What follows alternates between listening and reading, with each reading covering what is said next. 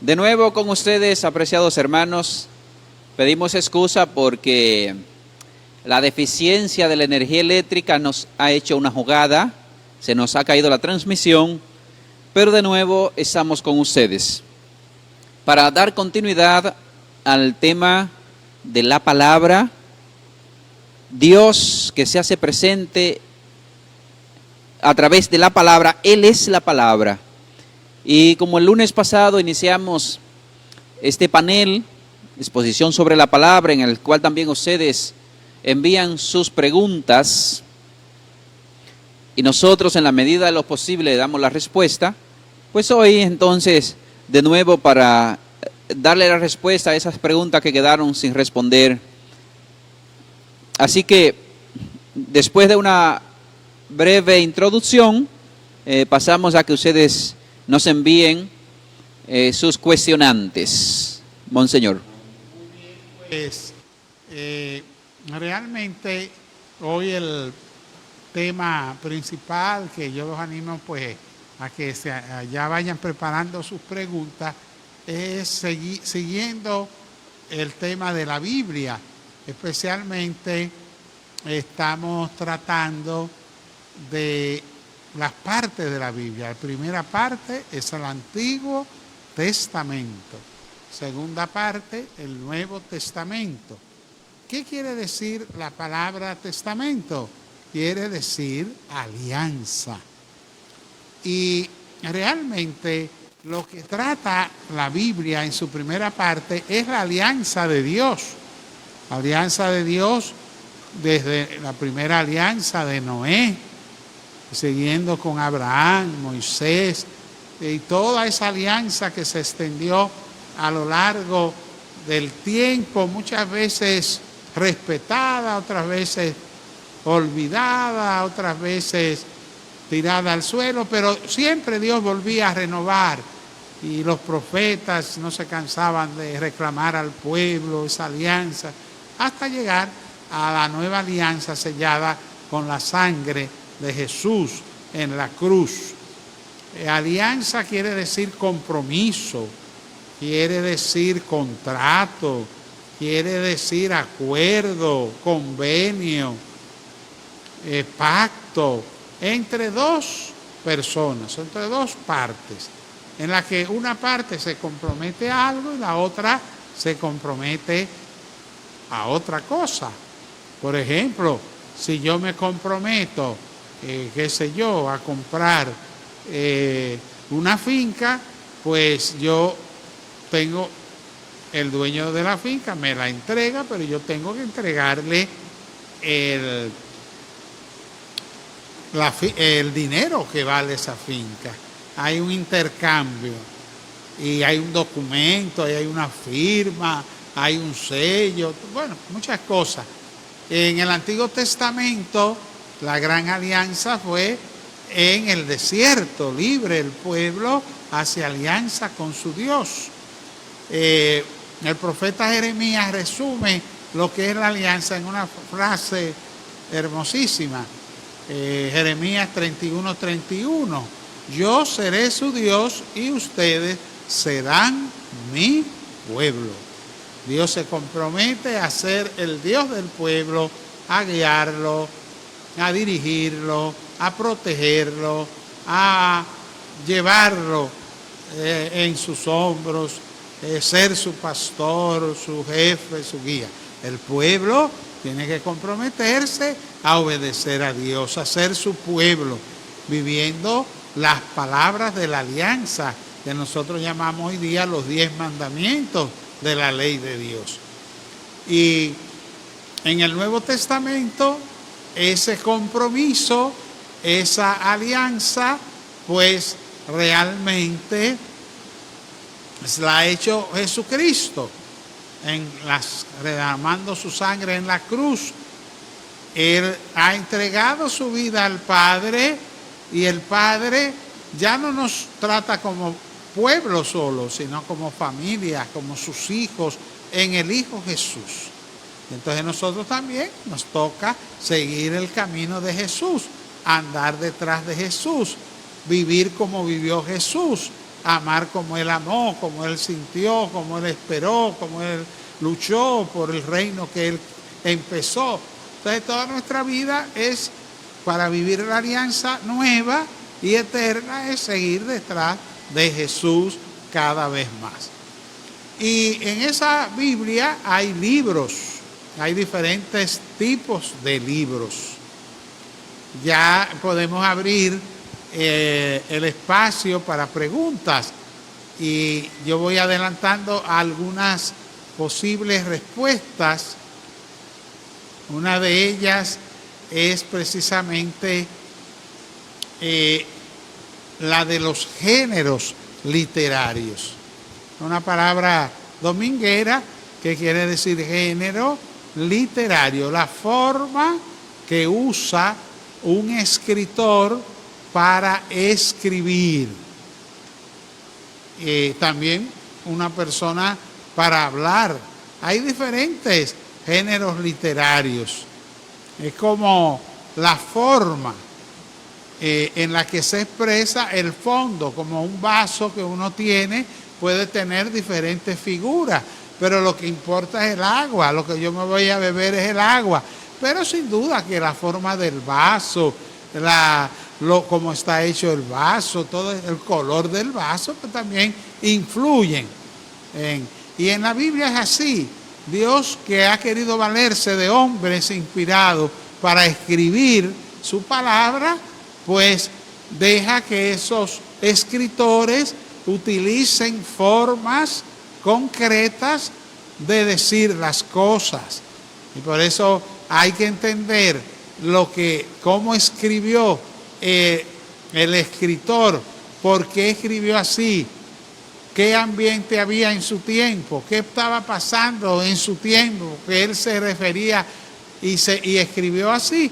Pues todo eso va a ayudar al agua que tiene ese vaso, que es la palabra de Dios. Ese género literario tiene la palabra de Dios. Hay muchas formas de ese género literario.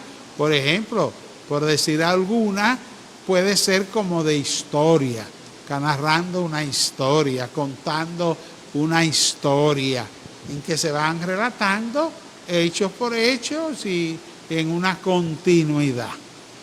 Otra manera es la de la ley. Por ejemplo, los 5 primeros libros de la Biblia, que se llaman Pentateuco y que quieren decir 5 libros, penta 5, teuco libros, 5 libros que contienen la ley de Dios. Ahí va narrando, pero va poniendo claro cuál es la ley de Dios, qué es lo que Dios quiere. Por eso los judíos le llamaban los libros de la ley, la Torá en su idioma, los libros de la ley.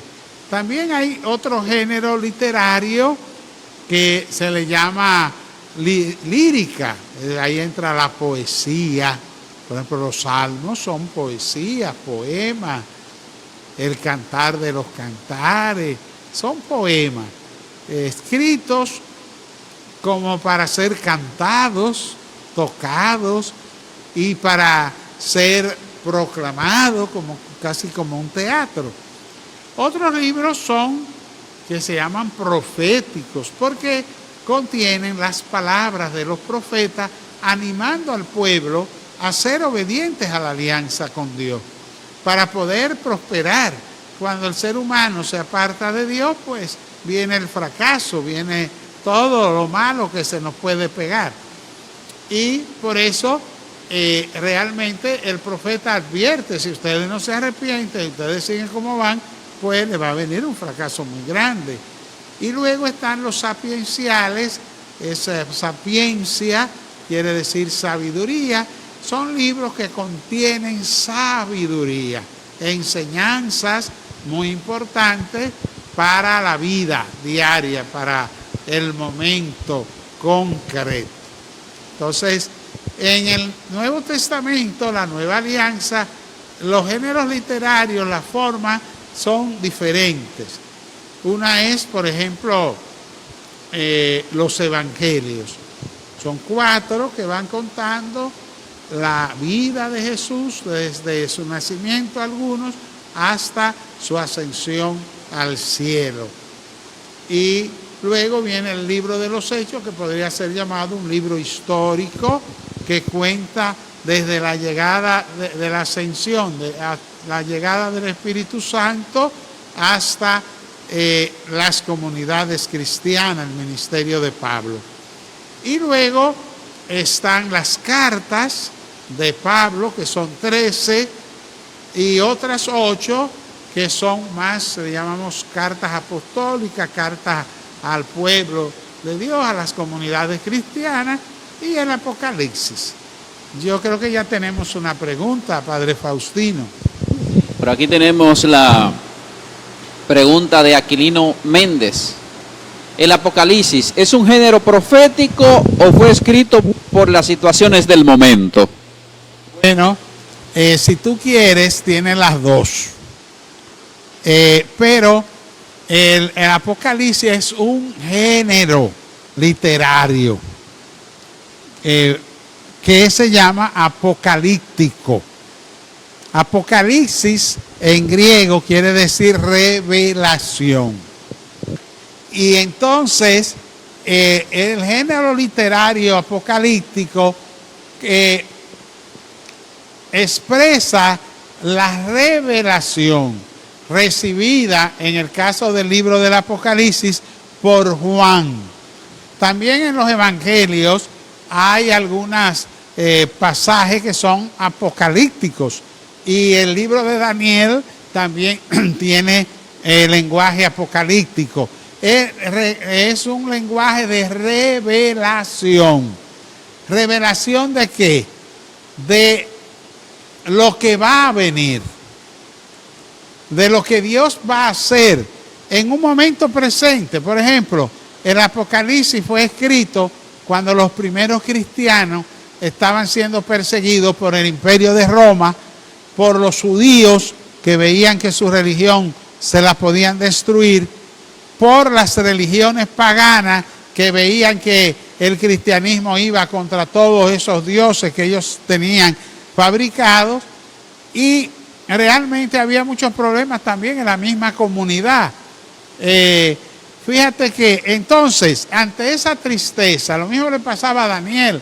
El pueblo estaba triste porque tantas cosas, vienen presidentes, reyes y meten la pata, se daña todo, vienen los imperios, arrasan con el pueblo, y oye, estaban cansados de todas esas cosas. Y entonces el Señor lo inspira a Daniel a mirar en medio de esa situación lo que Él tiene preparado, que eso no se va a quedar así. Por eso, si tú quieres resumir el Apocalipsis, es muy fácil de resumir. Es sencillamente esto. Es un aviso, un anuncio a las comunidades perseguidas. Pase lo que pase, digan lo que digan, hagan lo que hagan, la victoria es de nuestro Dios. Nadie ni nada puede destruir el reino de Dios. Nadie ni nada puede destruir la iglesia de Dios. Y esto es el anuncio que se le hace a unas comunidades perseguidas por todas partes, como decimos en dominicano, como la arepa, con candela por arriba y por abajo y hasta por el medio. Esa comunidad que supiera claramente que la victoria es de Dios. Pregunta Daniel Rivera. ¿Qué había en los hombres cuando escribieron los libros de la Biblia? Esa pregunta necesitaría como arreglarla un poco, ¿no? ¿Qué había en los hombres cuando escribieron los libros de la Biblia? Fíjate que no todos los hombres escribieron la Biblia. Los escritores sagrados, que lo llamamos nosotros, también hay una palabra griega muy bonita, que es bueno que la sepan, agiógrafo. Agiógrafo quiere decir escritor sagrado. Ese grupo de escritores sagrados eran elegidos por Dios, y Dios ponía en su mente lo que Él quería que escribieran, o recogían las predicaciones de los profetas, que luego algunos de sus discípulos pusieron por escrito, o en el caso de los evangelios, después algunos de los discípulos de Jesús pusieron por escrito lo que él dijo, lo que él habló, algunas de las cosas, como dice San Juan. Entonces, por eso, ese hombre que escribía la palabra de Dios también tenía presente la realidad que vivía ese pueblo de Israel en su camino con Dios. Entonces, por eso hay una mezcla ahí de historia del pueblo, lo que Dios inspiraba, palabras de los profetas, de los narradores, de los que contaban de boca en boca, de generación en generación, lo que Dios les había inspirado, y ellos después los pusieron por escrito. Esta pregunta de Isabel Concepción, bueno, más que una pregunta, parece un comentario, pero de todos modos tiene una pregunta. En cuanto al género literario de los libros de la Biblia, ¿se puede decir que dependiendo del lugar y cultura en el sitio donde se encontraba el escritor, es que se ha escrito, y por eso en algunas Biblias hay diferencias de palabras, pero que quieren decir lo mismo? Bueno, si se fija bien, ahí hay dos preguntas. Una es el escritor y su ambiente, su momento histórico, hasta su conocimiento. Por ejemplo, en la Biblia no se habla de plátanos, por ejemplo, ni se habla de yuca, porque los escritores sagrados ni conocieron la yuca, ni conocieron los plátanos. Entonces, ¿qué quiere decir eso? Que el autor sagrado escribe según su realidad y según lo que él conoce y lo que vive el pueblo. Por eso hoy día hay toda una ciencia que estudia las lenguas. Las palabras se construyen de acuerdo a lo que vive un pueblo en ese momento. Fíjense, hay muchos refranes que nosotros tenemos que fueron fabricados a partir de momentos de la historia y que se hicieron vida de la gente. Yo, por ejemplo, por decir algo dominicano, por ejemplo, una frase que se usó en un momento político, entren todos, o entren todos, como se decía, eso pasó a ser una palabra que desde que uno dice eso, pues crea una relación con ese hecho histórico. Así se va haciendo el lenguaje. El lenguaje no se hace nada más por la cabeza, sino por la realidad, por los acontecimientos. Por ejemplo, es importante por eso hoy día las traducciones de la Biblia son mucho mejores, porque se hace estudio de la lengua. Y hay otra ciencia que va con familia con la filología, es lo que se llama la hermenéutica. A veces la gente de los campos habla de la hermenéutica. Pues esa es una ciencia. La hermenéutica. ¿Qué es la hermenéutica? Es una ciencia que estudia los textos escritos y trata de averiguar qué pasaba en ese momento, cómo se vivía, qué se producía, qué relaciones económicas había, qué relaciones comunitarias, qué problemática política había en ese momento, para entender lo que dice el texto. Por eso el Concilio Vaticano II dice una frase muy bonita, que para entender lo que dice la palabra de Dios en un texto, hay que entender lo que dice el autor, porque fue a través de un autor que Dios habló. Entonces, por eso sí se tiene en cuenta. Ahora, el tema de las traducciones es otro tema más amplio. Tal vez vemos otra pregunta y después volvemos sobre las traducciones.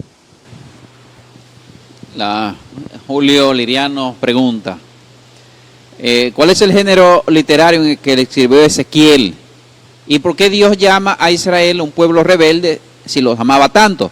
También dos preguntas en una. Sí, dos preguntas. Bueno, el género de Ezequiel es profético. Él es un profeta. Él va a llamar a su pueblo. Y fíjate que el que le dijo, bueno, sí, el que le dijo a Ezequiel de que lo mandaba a un pueblo de dura cabeza, rebelde, fue Dios. ¿Y por qué le dice rebelde? Por malcriado que era y por desobediente. Por ejemplo, yo sé que Julio, que es papá, y los papás y mamás, muchas veces le dicen a su hijo, mira, tú eres un muchacho malcriado, rebelde, cabeza dura. No es porque no los ama, es porque quiere que se espabilen, que despierten, que cambien, que hablen las cosas sin violencia. Es decir, no lo está insultando porque no lo quiere, es para a ver si la palabra dura lo despierta. Entonces, por eso era un pueblo rebelde, no escuchaba a los profetas, no quería vivir la alianza, quería hacer lo que le daba la gana. Entonces había roto la alianza y el profeta los machaca bien, porque para que despierten, para que se conviertan. De manera que creo que quedan contestadas las dos preguntas. Bueno, Aquilino Mercedes, ¿hay un registro histórico que haya habido un canon en Jamnia o lo que se llama canon palestinense? Sí, eso está claro. Esa palabra Jamnia es un pueblo de Israel en el que se juntaron los líderes religiosos del momento, estudiaron la palabra y definieron, eso fue a inicios del siglo, después de que se murió Jesucristo, en el año propiamente más allá de los 70. Lo que quiero decir que ¿qué es un canon? El canon quiere decir norma. De hecho, además de los libros escritos, reconocidos como inspirados, en la antigüedad se escribieron muchos otros libros, pero que desde lejos se le veía como que no tenía todo completo, como que habían algunas cosas que como que eran más inventos de la cuenta.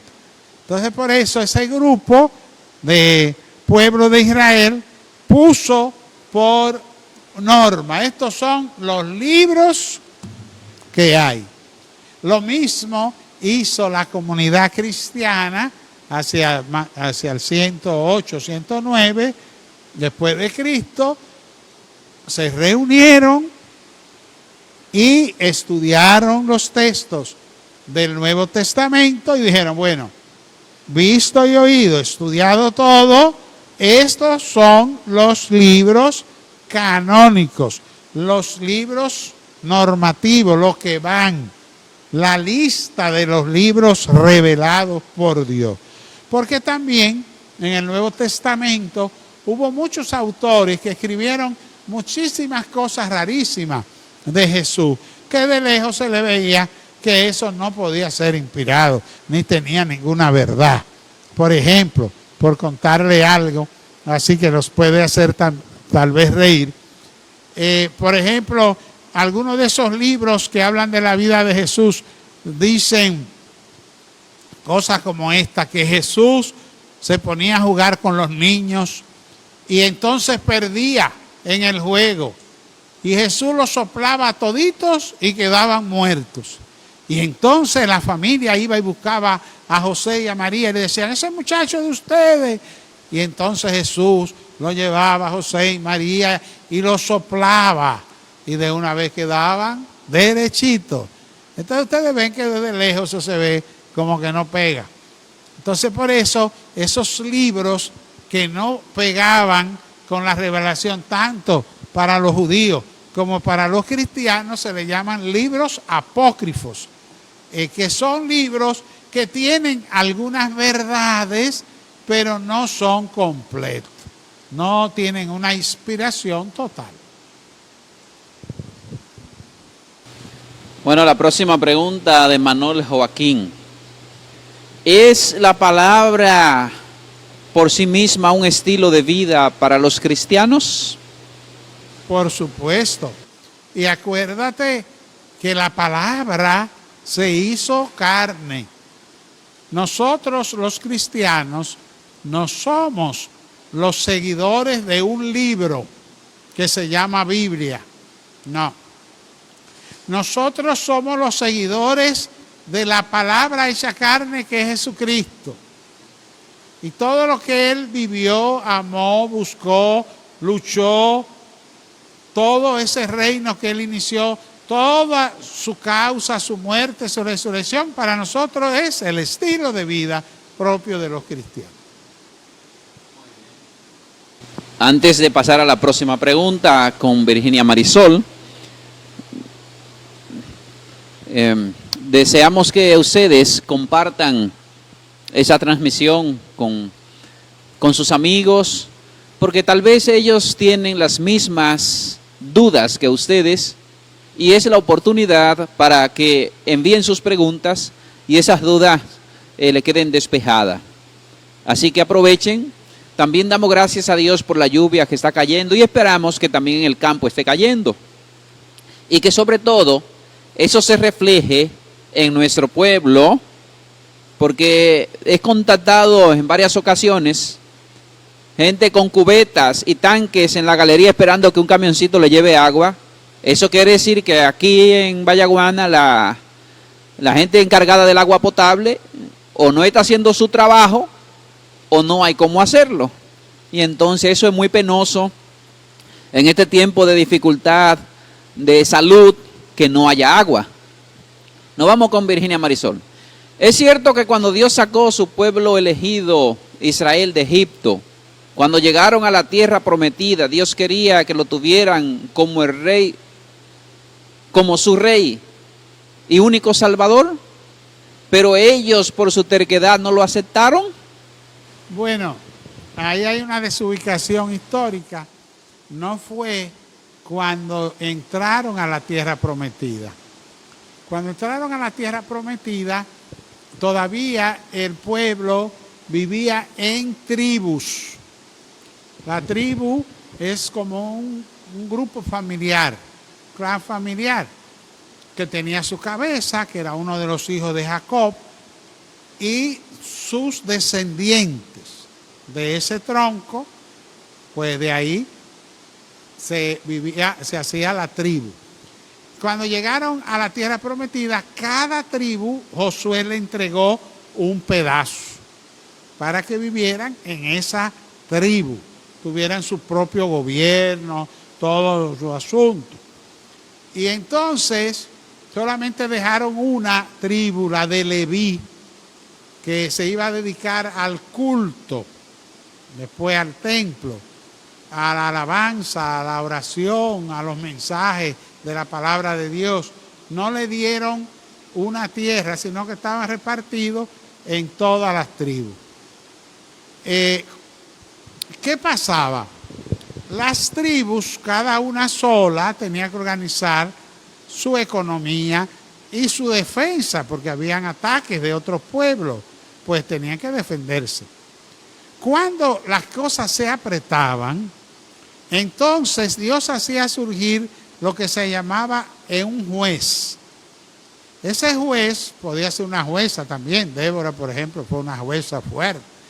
Ese juez o jueza aglutinaba todas las tribus y las unía para ese momento de pelea, de lucha, de defensa de otros pueblos que los atacaban. Pero después que se acabó la lucha, cada uno volvía a su tribu. Fue más tarde que ellos le pidieron, cuando el profeta Samuel, que también fue juez del pueblo, Samuel, le pidieron que ellos querían, como todos los otros países, tener un rey, tener un ejército, tener una cosa única, como parecerse a los otros países. Y realmente el Señor no le gustó la propuesta y le dijo, bueno, y a Samuel menos, si ustedes tienen como su rey a Dios, ¿para qué quieren reyes? Se van a buscar problemas porque a los reyes hay que mantenerlos, a los ejércitos hay que mantenerlos, hay impuestos, bueno, prepárense para lo que vienen. Pero Dios le dijo, bueno, si quieren rey, hazle un rey, vamos a elegir uno y ellos van a saber lo que es bueno y lo que pasa. Y así se eligió al primer rey, que fue Saúl. Esa es la historia de ese episodio. Aquilino Mercedes es muy activo. Aquilino tiene otra pregunta por acá. ¿Por qué quitan el libro de la sabiduría si la sabiduría 2:12 dice en adelante está el retrato hablado de que los judíos le van a hacer lo que los judíos le van a hacer a Jesús? Fíjate, Aquilino, que el libro de la sabiduría, ¿por qué no lo incluyeron en el listado de los libros inspirados los judíos? Porque ese libro estaba escrito en griego. Los libros del Antiguo Testamento en general estaban escritos en arameo y hebreo, pero todo arameo. Algunos tienen algunos pedacitos griegos, pero fíjate que los judíos fueron invadidos por los griegos y los griegos quisieron imponerle su religión contra la religión en el Dios único y verdadero. Entonces había una reacción contra todo lo que significaba griego, lecturas griegas, escritos griegos. Y entonces ellos no lo desprecian porque también lo usan, pero no como libro inspirado, sino como lecturas piadosas. De hecho, si se quiere hablar de algo que en la línea de Jesús y lo que ya se anunciaba, es más fuerte que en la sabiduría el libro de Isaías, los 4 cánticos de Isaías, desde el capítulo 49 al 53 están repartidos esos 4 cánticos, que es un retrato de todo lo que pasó Jesús camino de la cruz. Pero el libro de la sabiduría, los judíos no es que lo desprecian como un libro piadoso, bueno, con enseñanzas sabias, pero no como palabra de Dios. Después, aquí viene algo muy interesante, como los judíos cada vez más en las colonias donde ellos estaban repartidos e emigraban los judíos, ya no se hablaba tanto el arameo y el hebreo. Ellos tenían en la sinagoga, leían en arameo y en hebreo. Y había uno que sabía griego, le llamaban Paráclito, que quiere decir traductor. Era el que le iba traduciendo en griego, porque la mayoría ya no hablaba hebreo y arameo. Y por eso surgió el deseo de escribir en griego la Biblia. Y por eso hubo una traducción al griego de la Biblia hebrea, en la que sí se anotaban ya esos libros que rechazaron después en el listado los judíos. Y le llaman la Biblia de los 70, porque según una tradición trancaron a 70 hombres que sabían, que tenían conocimiento. Dice que los trancaron para que cada uno hiciera un libro, tradujera un libro de la Biblia. Y es una historia, puede ser no verdad, pero eso le pusieron la Biblia de los 70. Esa Biblia de los 70 es usada después por San Jerónimo para traducir la Biblia griega a la Biblia latina, porque después el griego no se volvió a usar. y entonces había que traducir al latín la Biblia. Y así es un camino muy hermoso de toda la Biblia. Muy bien, la próxima pregunta, Manuel Joaquín, que también está muy activo desde El Bombón. ¿Cuáles son los principales desafíos a que nos enfrentamos los cristianos en la proclamación de la palabra a futuros creyentes hoy día? Bueno, los desafíos son los mismos de siempre. Si tú coges la Biblia, hay una queja permanente, porque no querían entender, porque no querían vivir la alianza, porque no le ponían caso a los profetas. Léete, por ejemplo, Jeremías, eso es un lloriqueo permanente, porque ese pueblo se burlaba de él, lo tenía como payaso. No sé, el mismo Ezequiel que preguntaron ahorita, le dijo Dios, yo te voy a dar una cara como de piedra, como de pedernal, para que cuando esa gente te ataquen, no te llegue a la carne, no a tu sensibilidad, sus duras palabras. Siempre nos vamos a encontrar con resistencia a la palabra. ¿Qué hay que hacer? Seguirla proclamando. Hoy día hay que buscar medios nuevos. Fíjate, por ejemplo, mira, ahora estamos usando mucho las redes sociales, el internet, la radio, la televisión, el mundo audiovisual, todo eso es formas nuevas que hay que proclamar la palabra, pero hay que proclamarla, porque la fe viene por la proclamación de la palabra. ¿Cómo van a creer si no se le anuncia? Por tanto, hay que seguir anunciando la palabra a tiempo y a destiempo, como decía Pablo, oportuno o inoportuno. Es decir, haya oportunidad o no haya, le guste o no le guste. Hay que proclamar la fe y muchos no creerán. Acuérdate de Pablo allá en el Areópago de Atenas, en Grecia, que se encaramó en esa tarima que había en el parque, en los parques griegos, que tú te encaramabas en una tarima y hablabas de todo lo que tú quisieras y la gente te aplaudía, te voceaba, te aceptaba, te rechazaban. Y Pablo se encaramó ahí y anunció a Jesucristo muerto y resucitado. Pero cuando le habló de resurrección, no querían. Dijeron, otro día te oiremos. Pero ahí empezó la primera comunidad cristiana, porque hubo un grupito que le llegó la fe por la predicación de Pablo. De manera que siempre hay que predicar con ánimo, con espíritu, con testimonio de vida, con medios modernos, como tú quieras, pero la misma palabra. Bueno, por el momento no tenemos más preguntas en el aire. Ya son las 7 de la noche.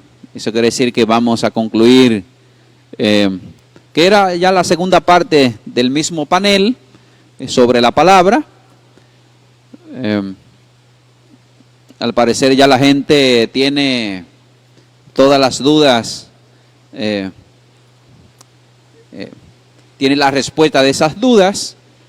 Y bueno, apareció Isabel. Buenas noches nuevamente. Quiero saber qué significa la palabra apostasía. Apostasía, esa es la negación pública de la fe.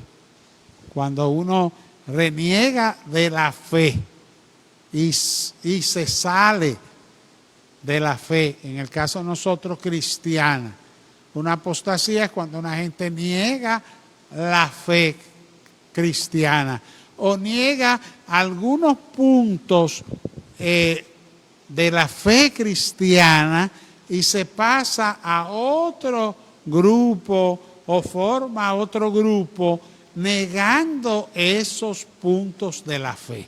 Y entonces se desliga de la fe cristiana. Pero han aparecido otras preguntas que merecen respuesta. Dice Justin Contreras, buenas tardes, buenas noches ya, a esta hora se puso el sol. ¿Qué nos pueden decir del famoso 666 en otras creencias? Mira, eso está en el Apocalipsis como el número de la fiera grande. En el lenguaje del Apocalipsis se usan números para hablar de una gente o de una cosa, como también se usan nombres de animales o nombres de ciudades. Por ejemplo, en el Apocalipsis no hablan de Roma, porque Roma era la capital del emperador romano. Si se ponían a escribir ahí Roma, ahí lo iban a perseguir más y los iban a matar. Pone Babilonia, Roma se volvió como una Babilonia, con todos los vicios y todas las cosas malas que se pueden inventar. No le cabían más pecados. Y oprimían a los verdaderos creyentes. Entonces usa esa imagen de Babilonia. Y así usa muchos símbolos. Y uno de los símbolos son los números. Y antiguamente, todavía hoy, yo no sé si Justin se acuerda, si lo hizo cuando niño, cuando estaba en la escuela, y no sé si los muchachos lo hacen ahora, siempre uno escribía hasta cartas, páginas enteras, con números. Y cada número era una letra. Entonces los que sabíamos esos números, esa letra de esos números, podíamos leer la carta. El que no sabía esos números, lo leía y creía que era hablándole de matemática que estábamos. Y a veces eran cartas de enamorados. Y la mamá la veía y creía que era que la muchachita estaba estudiando matemática. Y era otra cosa. Pues así también, en tiempos de persecución, hay que usar símbolos que no se dé cuenta el perseguidor de que tú estás hablando de ellos. Porque si no, imagínate. ¿Qué quiere decir la palabra 666? 666 quiere decir Nerón César. Si tú coges los números 666, hay un estudio que se ha hecho muy profundo sobre ese número y realmente era un juego con la palabra Nerón César, que era la fiera terrible que estaba y había destruido a los cristianos. Nerón dicen que mandó a quemar la ciudad porque se puso como atronado y se sentó en una de las colinas de Roma a ver cómo se quemaba la ciudad y después se la achacó a los cristianos. Y entonces se le ocurrió perseguir a todos los cristianos que podía y los puso en unos palos y los quemó para que alumbraran la ciudad. Era un hombre terrible. Por eso a todo perseguidor le llamaban Nerón. Esa era la fiera terrible contra los cristianos. Bueno, Aquilino Méndez sigue con sus preguntas. ¿De dónde será Aquilino Méndez? Yo no estoy... Mercedes. No estoy tan convencido que Aquilino quiera saber por ser tan cristiano, no sé los motivos de su conocimiento, pero de sus dudas, pero de todos modos le vamos a responder. San Dámaso I, en el año 382, empieza con el canon cristiano. ¿Cuándo dirá para ser... ¿Cuánto dura será? ¿Cuánto dura para ser aprobado y quiénes participan? Bueno, en ese tiempo Dámaso era papa y siempre para esas decisiones fundamentales de la iglesia se convoca lo que se llama un concilio o un sínodo y ahí se aprueba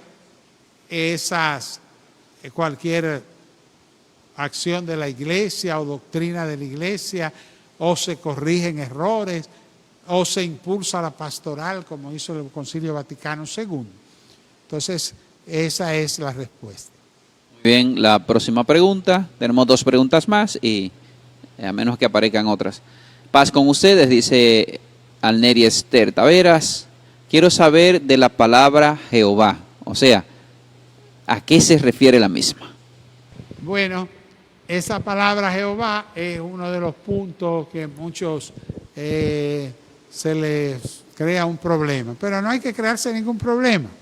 Fíjense, el idioma arameo y hebreo no tenían vocales A, E, I, O, U, sino que tenían consonantes. Las consonantes son como la B, la C, la D.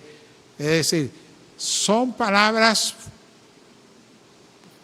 que suenan, ¿no? Como consonantes. Entonces, el hebreo tiene ese problema. A veces ponen unos punticos que le llaman o tildes, o acentos, o rabitos, podríamos decir nosotros, que pueden dar la idea de la palabra que va a la hora de pronunciarla. Entonces, el nombre de Dios revelado a Moisés tenía 3 letras. La Y, la H nuestra y la doble U nuestra. Ellos tenían otros signos. Entonces, ¿qué pasa? Que a la hora de traducir la Biblia, algunos, siguiendo la tradición judía, pusieron Yahvé. La I le pusieron A, la H quedaba ahí. Bueno, hay otra palabra que es la B corta, y ahí le pusieron la E y la H que quedaba después. Entonces, ¿qué quiere decir eso? Que se lee Yahvé. Pero hubo otros traductores que en vez de poner A, pusieron E. Entonces, Y, O, que se pronuncia la H, O, que O, va. Entonces, fíjense, ¿cómo pusieron las vocales? Uno la pusieron primero Yahvé, el otro la puso Ye, O, va. Cambiaron las vocales. Por eso es lo mismo. Están hablando del mismo Dios, el mismo Yahvé. La Iglesia Católica tenemos tradición de seguir en eso la Biblia judía, que habla de Yahvé o del Señor, porque los judíos no mencionaban el nombre de Dios, pero sí se escribían sin las vocales, y nosotros seguimos la tradición de llamar Yahvé. Otros hermanos evangélicos, aunque siguen la Biblia griega, ellos le dicen Jehová. De manera que, por eso, ¿cuál es la manera correcta de llamarla? Las dos son correctas. Lo único que cada uno tiene su tradición. Nosotros los católicos le decimos Yahvé. Y los otros grupos le dicen Jehová. Pero es el mismo y único Dios, Señor y Salvador. Ni a Julio Liriano, y vamos a dejar a Julio ya. ¿Cuál será la forma más sencilla de definir un oráculo del Señor? Oráculo es lo mismo que decir palabra del Señor. Oráculo viene de que el Señor le hablaba al profeta y el profeta lo comunicaba a la gente y decía así, oráculo del Señor. Pero también puede decir palabra del Señor y está diciendo lo mismo. Eunice Duarte, desde Santo Domingo, pregunta sobre el Apocalipsis. Entonces, ¿el Apocalipsis narra los acontecimientos del momento o de lo que va a suceder? Es decir, acontecimientos de aquel momento. Sí, narra los acontecimientos del momento, pero habla del futuro, diciéndole a esas comunidades que sufrían la persecución, esto no se va a quedar así, la victoria es de nuestro Dios. Y por eso todo el mal se destruirá y caerán todos esos reyes que se creen que tienen poderío, que tienen pies de hierro, que tienen pies de barro, y se le van a caer sus imperios, y todo eso se le va a volver un disparate, porque la victoria es de nuestro Dios. Y es lo que Dios avisa también hoy, en medio de esta pandemia. Y en medio de muchas veces uno cree que lo malo está gobernando el mundo y que todo ya se dañó, decían, ahora el coronavirus. No, no se va a acabar. Si perseveramos, si somos fieles, la victoria es de nuestro Dios. Pase lo que pase, digan lo que digan, haya las muertes que haya, se riegue la enfermedad como se quiera regar, Dios saldrá victorioso y los que son fieles a Él también saldrán victoriosos. Por eso es de una realidad presente a la que se le anuncia un futuro de victoria de parte de Dios. Muy bien. Agradecemos la sintonía de todos aquellos que se han mantenido en línea con nosotros. Ya para la próxima semana tendremos otro tema. Esperamos que lo tratado haya sido para este pueblo que nos sigue un momento de aprendizaje sobre la palabra, Jesucristo que es la palabra y se presenta en medio de nosotros también a través de ella.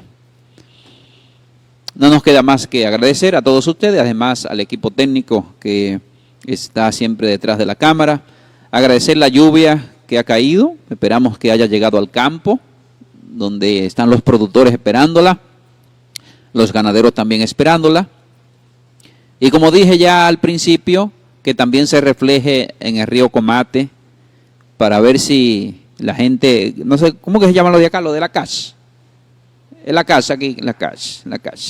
No sé qué están haciendo, pero me gustaría que tomen en cuenta porque en tiempos de dificultades, cuando los servicios se ponen precarios, pues multiplicamos la dificultad.